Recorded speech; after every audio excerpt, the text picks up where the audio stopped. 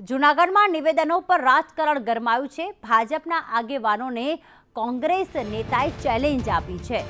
પૂર્વ ધારાસભ્ય પૂંજા વંશે ભાજપને ચેલેન્જ આપી, જે હિસાબ કરવો તેના માટે તૈયાર છે તેવું પૂંજા વંશે નિવેદન કર્યું છે। આવો સામસામે બેસીને હિસાબ કરીએ, કોણ ક્યાં છે તેની બધાને ખબર પડી જશે।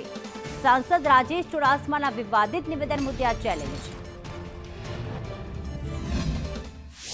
પદાધિકારી બન્યા પછી જાહેર મંચથી આ પ્રકારનો એક જનપ્રતિનિધિ બોલે કે મને જેટલા નડ્યા છે એને હું છોડીશ નહીં, હું એનો હિસાબ કરીશ।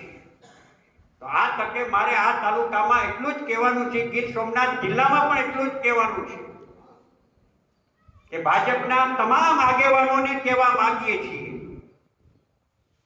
કે તમે ચૂંટણીની અંદર કોંગ્રેસને જો વણીને જો તમે કહેતા હોય કે કોંગ્રેસ વાળા કે કોંગ્રેસની વિચારધારા વાળા અમને જ્યાં જ્યાં નડ્યા છે એમને જોઈ લેશું અને હિસાબ કરીશું, તો હું અહીંથી ચેલેન્જ કરું છું ભાજપના આગેવાનોને કે ગીર સોમનાથ જિલ્લામાં જે સ્થળ સમય જ્યાં હિસાબ કરવો હોય ત્યાં નક્કી કરી દેજો, ત્યાં સાથે બેસીને હિસાબ કરવા માટે તૈયાર છું। કોણ ક્યાં છે એની ખબર પડે।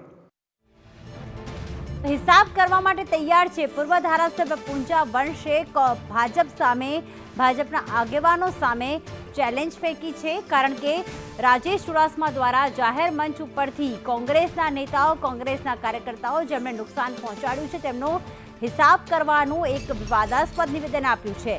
ત્યારે પૂંજા વંશ પૂર્વ ધારાસભ્ય છે કોંગ્રેસના, તેમણે કહ્યું છે કે જ્યાં કહો ત્યાં હું આવવા તૈયાર છું, ત્યાં બેસીને હિસાબ કરીશું।